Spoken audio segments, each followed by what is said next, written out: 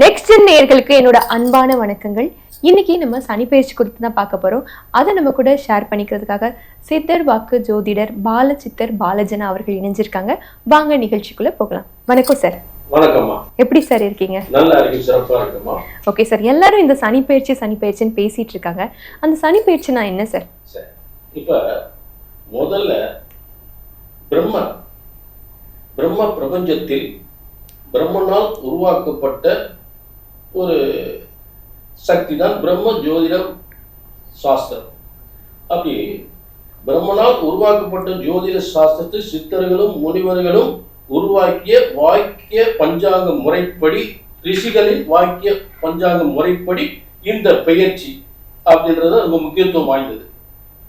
அப்ப இந்த பெயர்ச்சி என்பது 6/3/2026 இது உலகமே கொண்டாடப்படுகின்ற, உலகமே எதிர்பார்க்கப்படுகின்ற ஒரு முக்கியமான பயிற்சி. கண்டிப்பா. அதே நேரம் நம்ம இந்து ஆலயங்கள் திருப்பள்ளிக்காடு, உச்சனூர், திருநள்ளார் இந்த ஆலயங்களில் எல்லாம் இந்த 6/3/2026 அன்றைய தினம் மட்டுமே சனி பயிற்சி விழா கொண்டாடப்படும். இது ரொம்ப முக்கியத்துவமா எடுத்துக்கணும். அடுத்து இந்த சனி பயிற்சி எதுக்காக வருது, ஏன் வரணும் அப்படின்னா, ஒரு மனுஷன் அவனுக்கு ஒரு யோகத்தை முதல்ல கொடுப்பார். நல்ல தொழில், நல்ல வருமானம், நல்ல முன்னேற்றம் கொடுப்பார். அந்த பணத்தை பாதுகாக்க தெரியல, சரியான முறை நீதி நேர்மையோடு அந்த பணத்தை சரியா தொழிலுக்கோ வருமானத்துக்கோ சரியான முறையில பண்பாடு தெரியல. அதே நேரம் குறுக்கு வழியில ஒருத்தன் குறுக்கு சம்பாதிக்கிறத ஒரு தொழில கொடுக்குறாரு. ஆனா ரொம்ப சீக்கிரமா கோடீஸ்வரர் ஆகணும், சீக்கிரமா லட்சாதிபதி ஆகணும் அப்படின்னு சொல்லி குறுக்கு வழியில நிறைய சம்பாதிக்கிற ஒரு வழியை ஈடுபடுறான். அப்படி ஈடுபடும் பொழுது சனிபன் அங்கதான் வர்றார். குறுக்கு வழியில கோடீஸ்வரர் லட்சாதிபதி ஆகிறான். அவனை இந்த 7.5 சனியாகவும் கண்டக சனியாகவும் அஷ்டமத்து சனியாகவும் வந்து இதுதாண்டா 7.5 சனி அப்படின்னு சொல்லி எல்லாத்தையும் இழக்க வச்சு நடு ரோட்ல நிப்பாட்டிடுவார். கடனாளி ஆகிடுவார். இதுதான் 7.5 சனியோட முக்கியத்துவம் வாய்ந்தது. Okay sir. இப்ப நம்ம ஒவ்வொரு ராசிக்கும் தனித்தனியா பார்த்துலாம் சனி பயிற்சி குறித்து. இப்ப நம்ம மிதுன ராசி நேயர்கள் பத்தி பேச போறோம் சார். சனி கொடுத்தால் எவர் தடுப்பார்னு சொல்லிட்டே இருப்பாங்க அடிக்கடி எல்லாருமே. இந்த மிதுன ராசி நேயர்களுக்கு என்ன கொடுக்க போறாங்கன்னு தெரிஞ்சுக்கலாம்.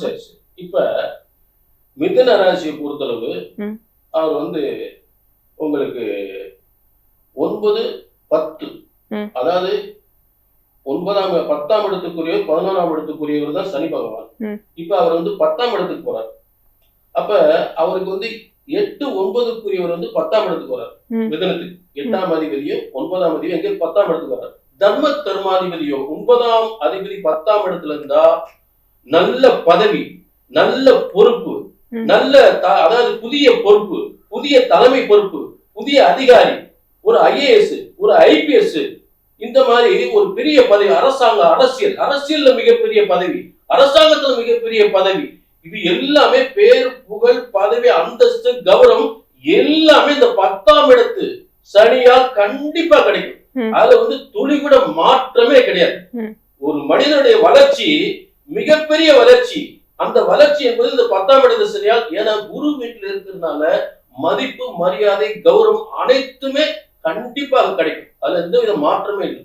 Okay sir. இவங்களுக்கு எந்த மாதிரி விஷயங்கள்ல கவனம் தேவைன்னு தெரிஞ்சுக்கலாமா? இப்ப 10ஆம் இடத்துல இருக்கக்கூடிய சனி பகவான் அவர் பாக்குறது 12ஆம் இடத்தை பாக்குறாரு. அடுத்து 4ஆம் இடத்தை பாக்குறாரு.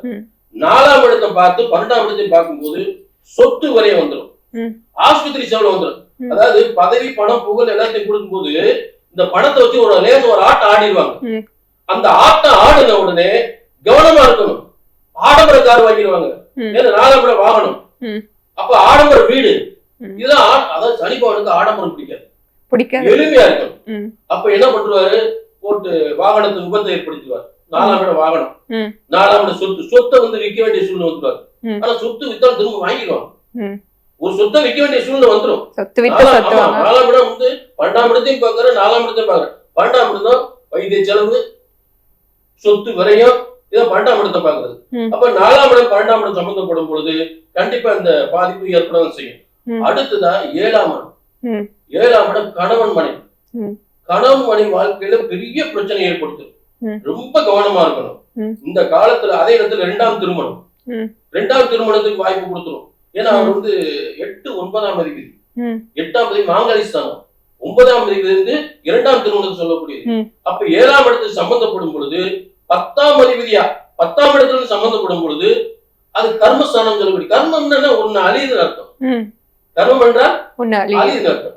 அப்ப அந்த இடத்தை பார்க்கும் பொழுது ம். திருமண வாழ்க்கையில பார்ட்னர்ஷிப், புதிய பார்ட்னர்ஷிப் தொழில் போடக்கூடாது. ம். 2ஆம் தொழில் பண்ணிடக்கூடாது. ம். ஒரு தொழில் இருக்கு, இன்னொரு தொழில் செஞ்சிடக்கூடாது. இருக்கிறத ஆமா, காப்பாத்திக்கணும். இன்னொரு தொழில் செஞ்சிடக்கூடாது. ஆனா ஆர்வம் தூண்டும், இன்னொரு தொழில் செய்யறதுக்கு ஆர்வம் தூண்டும். ம். ஒரு சொத்தை வச்சுட்டு இன்னொரு சொத்தை வாங்கிடுவாங்க. ம். அப்படி வாங்கிடக்கூடாது. ம். இருக்கிறத காப்பாற்றணும். இதை மட்டும் கவனமா பார்த்துக்கிட்டாங்கன்னா கண்டிப்பா மிதுனத்துக்கு மிகப்பெரிய வெற்றி தான். ஓகே அதுல சார். மாற்றமே இல்லை. இப்ப நம்ம என்னதான் கவனமா இருந்தாலும் கணவன் மனைவிக்கு இடையில சண்டை வரதா செய்யும். இது வராம இருக்கிறதுக்கு ஏதாவது சிறப்பு பரிகாரங்கள் கோயில் இருக்கா சார்? இப்ப இவருக்கு கண்டிப்பா திருக்கொள்ளிக்காடு. ம். திருக்கொள்ளிக்காடு, அதே நேரத்துல சிவ வழிபாடு. ம். சிவ வழிபாடு, அம்பாள் வழிபாடு, இந்த மூணையும் அவங்க பண்ணணும். இது குறிப்பிட்ட கோயில் இருக்கா சார்? அதாவது ம். இந்த மிதுன ராசிக்காரங்களுக்கு மதுரை சொப்பநாதர், ம். திருச்சியில ஸ்ரீரங்கம், ம். அடுத்து திருக்கொள்ளிக்காடு. இந்த எல்லாரும் இந்த ஆலயத்துக்கு போக முடியாது, இருந்தால் போய் வழிபடுவது மிகப்பெரிய ஒரு மாற்றத்தை ஏற்படுத்தும். ம். அங்க போயிட்டு வந்தாங்கன்னா அவங்களுக்கு பெரிய பதவி நிச்சயம் உண்டு. ம். எதிர்பாராத ஷாக், ம். அதாவது இன்ப அதிர்ச்சி ம். கண்டிப்பா உண்டு. ஓகே சார், நம்ம நேயர்கள் கண்டிப்பா போயிட்டு வந்துட்டு எனக்கு இப்படி நடந்தது நம்ம அடுத்த வீடியோல கமெண்ட் பண்ணுவாங்கன்னு நினைக்கிறேன். நன்றி சார். நன்றி.